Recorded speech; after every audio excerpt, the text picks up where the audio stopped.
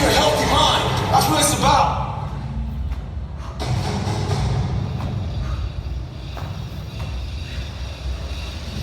So I stopped back from a long run, and what I realized for myself and for a lot of people is that life is one big tug of war between mediocrity and trying to find your best self. So there's tricks to all this crap in life. Life is one big hit again. One trick in this situation is, so I didn't want to run, so what did I do? I figured out a couple of things. You have to sometimes let mediocrity think that you're giving into it. So I said, you know what, instead of going for a 20 miler, so go out for an easy 6 or 7. What that did in my brain was it said, okay, mediocrity found a 1. So let loose a little bit and let go of that, oh, this is gonna suck. This could be okay, it's not too bad. The second you get to mile 2, guess what happens? Greatness pulls mediocrity in the fucking mud. Get out there and get after it. You're not going about the right mindset, the right gear. In combat, you wear body armor. But what we do wrong is we don't strengthen our minds. You gotta strengthen your mind, take control of that. So then when you get out in the real world and they can fuck you up, you got protection. So I'm about 15 miles from home, and I often talk about taking souls. This morning, this person, I usually train alone. This person wanted to run with me. And I said, fine, we'll run 15. This morning comes, there's storms coming in this way. And the person calls and said, hey, why don't we do it tomorrow? Taking souls, and I told the motherfucker, I'm gonna run 15 today, and I'll run through again tomorrow. That's what taking souls is about. Don't worry about the elements and what's going on. You gotta get out there and get it. He wasn't the only one that thought about taking the day off. Because the storm's coming in right now, and there's not a soul out here with me.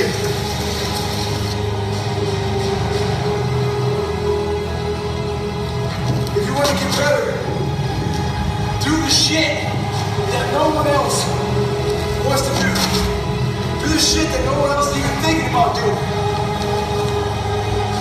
At the end of the day, hard work may not be enough.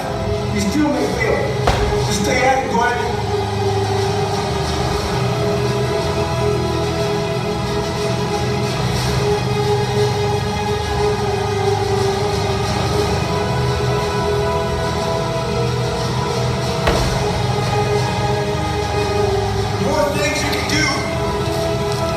Outside that zone makes you feel good.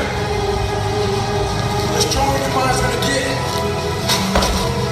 It starts getting used to doing shit like this. It's not fun. My mind's used to it. I run past a cemetery life home.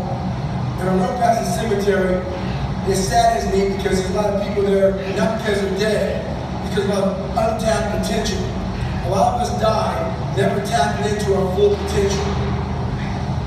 And I often look at wash rags when I'm bringing them out and hang them up as my soul. And I won't be satisfied until every drop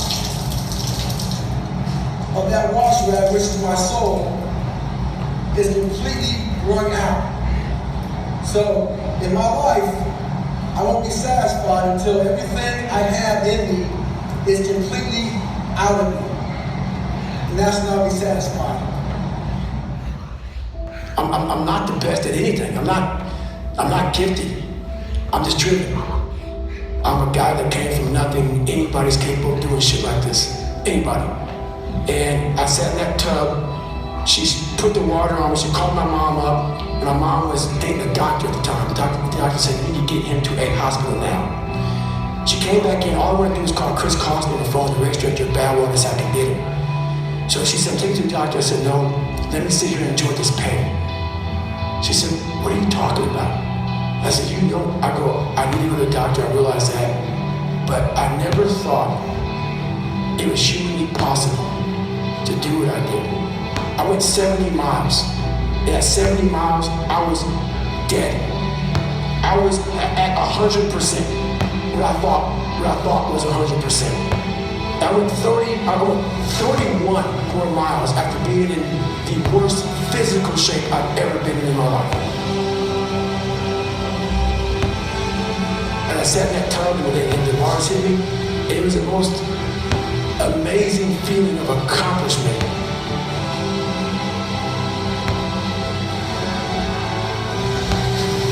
I did this. And as crazy as it sounds, it was the most amazing moment of my entire life. To overcome to come from this kid who was basically torturing himself, was tortured, was all to this kid, to this guy now, who was able to overcome such amazing odds and obstacles. And I called Chris Carson, the race director at Badwater, and he said, the idea of a 24-hour race is to run 24 hours. He only ran 19. And he put doubt in my mind that he would end up Badwater. 2 weeks later, roughly December 5th, was this marathon that we all signed up for. I couldn't walk. I could not walk. I ran 100 miles before I ran a marathon. 10 days or 2 weeks after this 100-mile in one race I did, this marathon, December 5th, Las Vegas.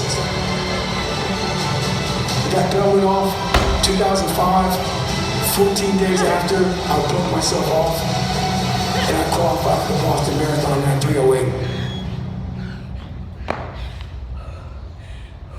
The gun went off, and that thing came back. Like, all right, man, what if?